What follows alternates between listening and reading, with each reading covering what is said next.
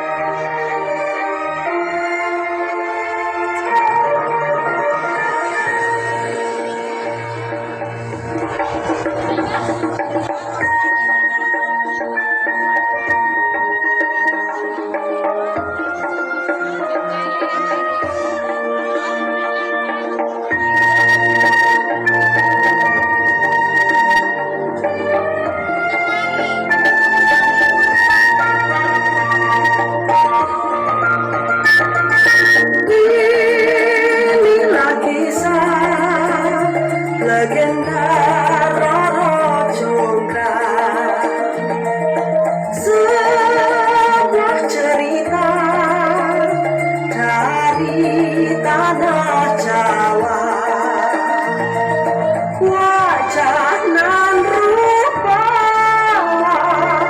bagaikan bintang, senyumnya menawan orang Jonggrang.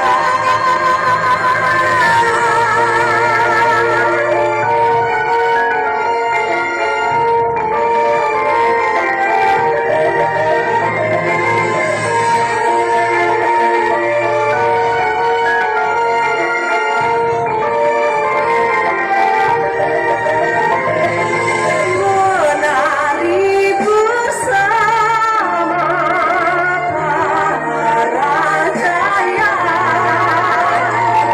bagaikan sang dewi Jagad.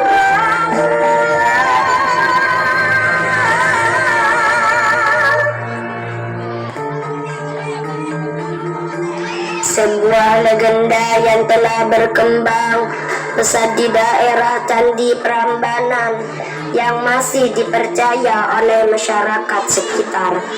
Alkisah pada zaman dahulu kala di Prambanan, Jawa Tengah, berdiri dua buah kerajaan Hindu, yaitu Kerajaan Pengging dan Keraton Boko. Kerajaan Pengging dipimpin oleh raja yang bijaksana, yaitu Prabu Damarmoyo, dan mempunyai seorang anak putra yang bernama Raden Bandung Bondowoso. Keraton Boko berada pada wilayah kekuasaan Kerajaan Pengging yang diperintah oleh raja yang tidak berwujud manusia, yaitu Raja Prabu Boko, yang memiliki seorang putri yang cantik jelita bernama Putri Roro Jonggrang. Prabu Boko juga memiliki patih raksasa, yaitu Patih Kupono.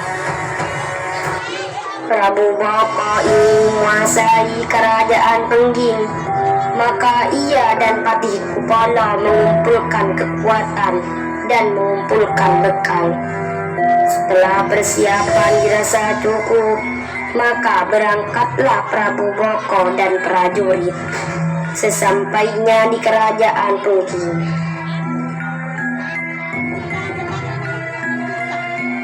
Siapa kalian dan mengapa kalian datang ke sini? Kami dari kerajaan Keraton Boko. Kami ingin merebut kekuasaan kerajaan ini. Oh, tidak bisa. Sebelum kalian menghadap raja, hadapilah kami dahulu. Apa salah kami sehingga kalian ingin merebut kekuasaan dari kerajaan ini? Sudahlah raja, kita serang saja mereka. terjadilah pemberontakan antara kedua kerajaan. Banyak korban berjatuhan kedua belah pihak, dan rakyat Pengging menjadi menderita.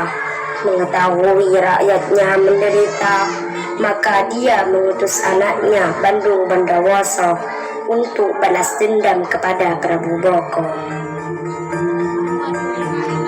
Wahai anakku, balaskan dendam ayah pada kerajaan Boko, karena mereka rakyat kita menjadi miskin dan kelaparan. Baiklah ayah, akan aku lakukan.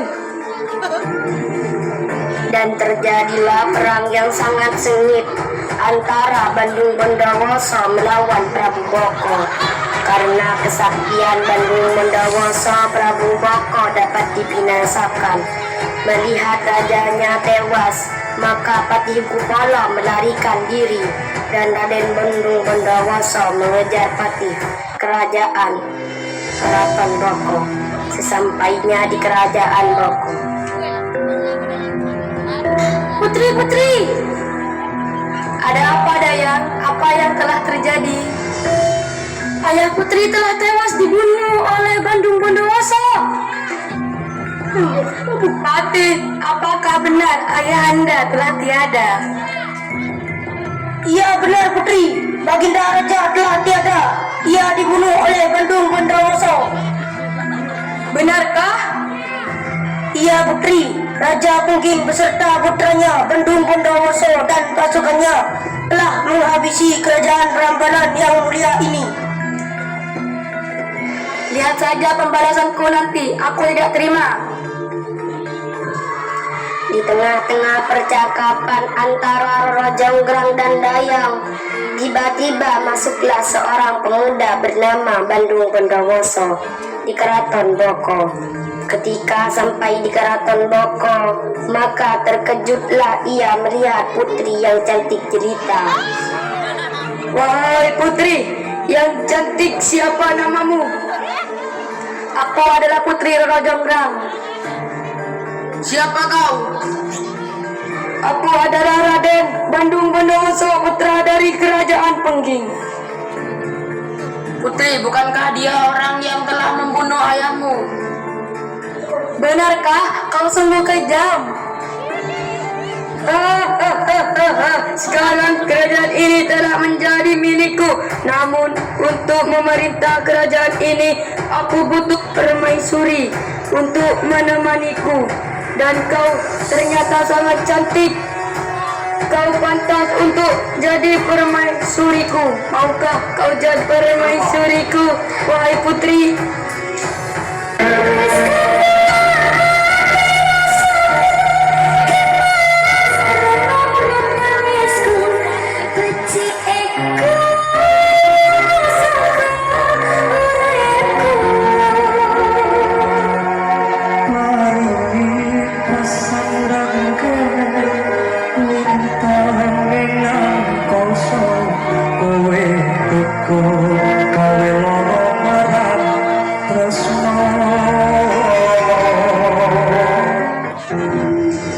Tanpa berkata-kata, Roro Jonggrang langsung meninggalkan Bondowoso karena kekesalannya terhadap Bondowoso yang telah membunuh ayahnya.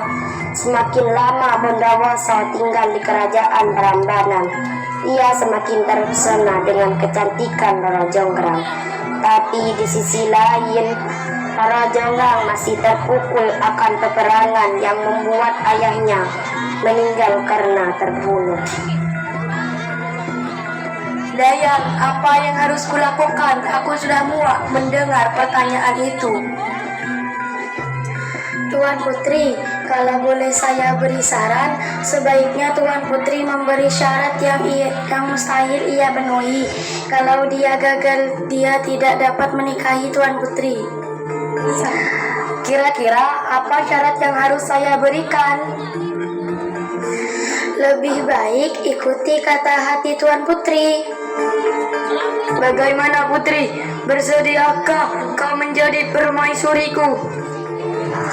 Baiklah, aku mau. Tapi ada syarat yang harus kau penuhi terlebih dahulu. Syarat? Apa syaratnya Tuan Putri?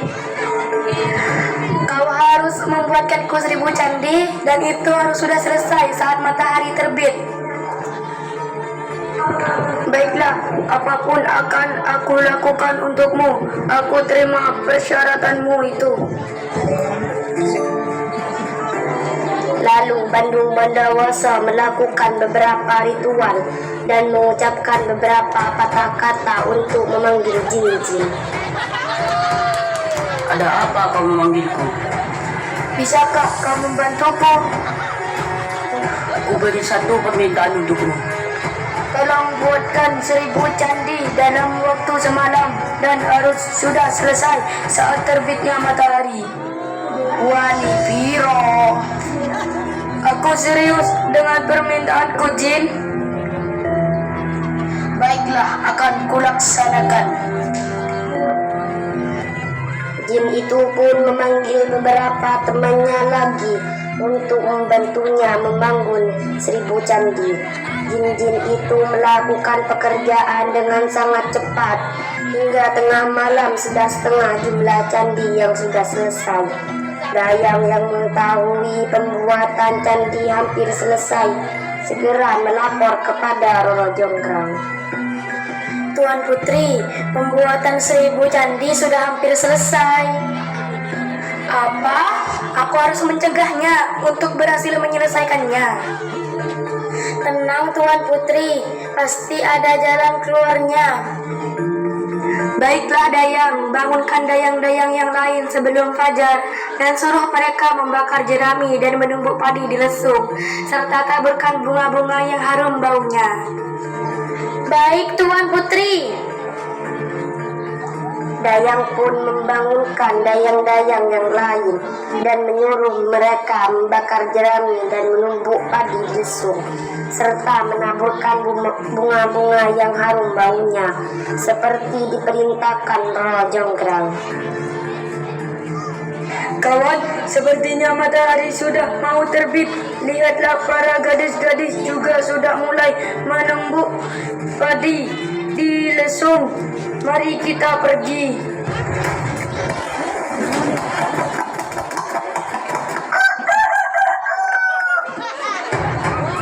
Benar, ditambah lagi ayam sudah berkokok. Ayo semuanya, kita pergi. Para jin pun pergi meninggalkan pekerjaan mereka.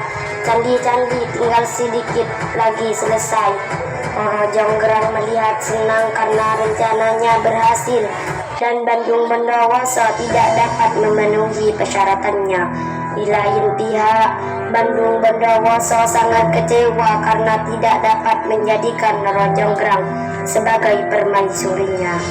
Tetapi Bondowoso tambah kecewa dan marah setelah mengetahui rencana Roro Jonggrang yang sengaja menggagalkan usahanya. Bagaimana? Apa permintaanku sudah terpenuhi? Wahai Roro Jonggrang, mengapa kau sangat licik? Kau telah menggagalkan usahaku untuk mewujudkan 1000 candi. Yang tinggal kurang 1 candi lagi karena kelicikanmu dan dayang-dayangmu.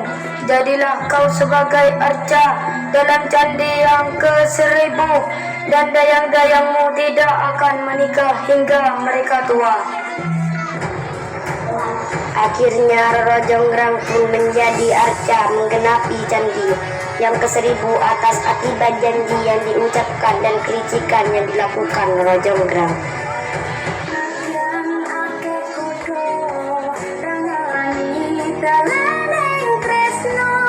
Yang siramu